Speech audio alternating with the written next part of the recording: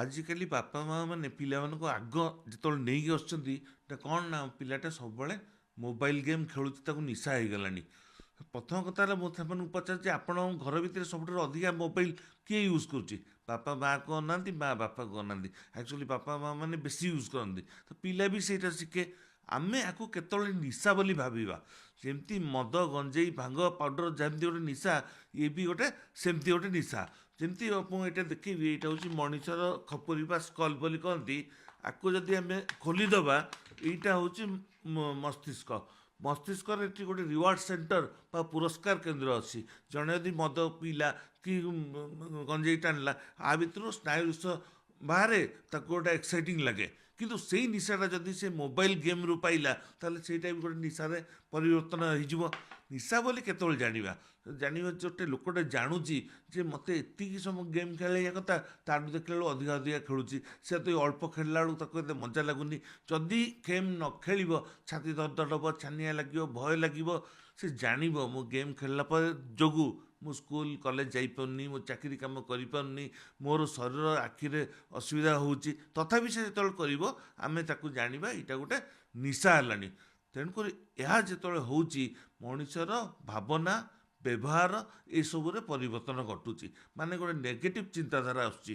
ବାପା ମା ମାନେ କହୁଛନ୍ତି ଆମେ ଆଗ କାଉନସିଲିଂ ଦେଇ ଦେଉଛୁ, ଆମେ ଆଗ କହୁଛୁ ଯେ ଜମା ଏଗୁଡ଼ା ଶୁଣନା, ମେଡ଼ିଟେସନ୍ କର, ଯୋଗ କର। ଆମେ ଯେମିତି ଗୋଟେ ନିଶା ତାକୁ ସବଷ୍ଟିଟ୍ୟୁସନ୍ କରିବା, ସେମିତି ଗୋଟେ ଭଲ ଜିନିଷ କରିବା ଯେଉଁଟା ତାକୁ ଭଲ ଲାଗିବ। ଯେମିତି ନିଶାଟା କରୁଛି, ମୋବାଇଲ ଗେମ୍ ଖେଳୁଛି, ତାକୁ ଆଉ କେଉଁଥିରେ ଯେମିତି ଆନନ୍ଦ ପାଇବ। ସମସ୍ତ କ'ଣ ଯୋଗ ମେଡ଼ିଟେସନ୍ କଲେ ଆନନ୍ଦ ପାଇବେ? ଆମ ପରିବାର ଭିତରେ ସାଙ୍ଗ ହୋଇ ଏକାଠି ବସି କ୍ୟାରମ୍ ଖେଳିବା, ଫ୍ୟାମିଲି ପାର୍ଟିରେ ପିକନିକ୍ରେ ଯିବା, ଅନ୍ୟ ସାଙ୍ଗମାନଙ୍କୁ ଇନଭଲ୍ଭ କରିବା, ତାହେଲେ ତାକୁ ସେଇଥିରେ ମଜା ଲାଗିବ। ସେ ଜାଣିପାରିବ ଯେ ମୋବାଇଲଟା କେବଳ ଗେମ୍ ଗୋଟେ, ସେଠି ବାହାରେ ବି ବହୁତ ଗୁଡ଼ା ଗେମ୍ ଅଛି ଯାହା ଆନନ୍ଦ ଦେଉଛି।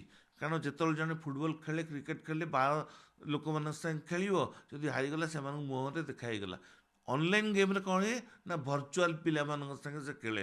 ଯେ ଯେଉଁମାନଙ୍କ ସାଙ୍ଗେ ସେମାନେ ଭାବିବେ ଯେ ଏଇ ସାଙ୍ଗମାନେ ମୋ ତ ହୁଏତ ବହୁତ ବଡ଼, ବାପା ମାଆଙ୍କଠୁ ବୋଧେ ଏମାନେ ବଡ଼। କାହିଁକିନା ବାପା ମାଆ ମାନେ ସ୍କୁଲ ନ ଗଲେ ସବୁବେଳେ ପାଟି କରୁଛନ୍ତି, କମ୍ପେୟାର କରୁଛନ୍ତି ପରୀକ୍ଷାରେ କିଏ ଭଲ ରଖିଲା।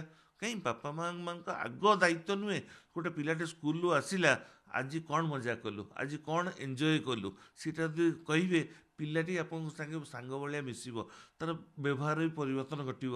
ମେନ୍ କଥା, ମୋବାଇଲ ୟୁଜ୍ ଯଦି ଆମେ ନ କରିବା, ବହୁତ ଜଣଙ୍କର ନିଦ ସମସ୍ୟା ହେଉଛି। ନିଦଟା ବି ଆଗ ଠିକ୍ସେ ହେବ। ଖାଇବା ପିଇବା ଖେଳୁ, ଯଦି ପାଠପଢ଼ାଟାକୁ ଏତେ ଇମ୍ପୋର୍ଟାନ୍ସ ଦେଉଛନ୍ତି, ସେ ପିଲାଟାକୁ ଭଲ ପିଲା ହେଇକି ରହୁ, ତା ବ୍ୟବହାରରେ ପରିବର୍ତ୍ତନ ଘଟୁ। ଆଉ ଯେତେବେଳେ ସେୟାର କରିଦେବା, ଆମର 50% ପ୍ରୋବ୍ଲେମ୍ ସଲ୍ଭ ହେଇଯିବ। ଆମେ ବର୍ତ୍ତମାନ ଆଉ ଯୌଥ ଫ୍ୟାମିଲି ବା ଜଏଣ୍ଟ ଫ୍ୟାମିଲିରେ ନାହୁଁ, ନ୍ୟୁକ୍ଲିୟର ଫ୍ୟାମିଲି ଅଛୁ। ବାପା ମା ଭାଇ ଭଉଣୀ ଗୋଟେ ଜାଗାରେ ରହୁଛନ୍ତି। ସମସ୍ତଙ୍କ ଭିତରେ ଯଦି ଆମେ ସେୟାର କରିଦେବା, ଆମ ଭାବନାର ନିଶ୍ଚିତ ଭାବେ ପଜିଟିଭ୍ ପରିବର୍ତ୍ତନ ଘଟିବ। ଏବଂ ଯେ ଏଇ ନିଶାଠାରୁ ଆମେ ଡେଫିନେଟଲି ଦୂରେଇ ପାରିବା। ଦରକାର ପଡ଼ିଲେ ମେଣ୍ଟାଲ ହେଲ୍ଥ ପ୍ରଫେସନାଲଙ୍କ ସାହାଯ୍ୟ ନେବା। ଏହା ପାଇଁ ବହୁତ ଔଷଧ ବି ଅଛି, କାଉନସିଲିଂ ଅଛି। ଏସବୁରେ ଯଦି ସାହାଯ୍ୟ ନେବା, ଡେଫିନେଟଲି ଆମେ ଅଟକାଇ ଦେଇପାରିବା।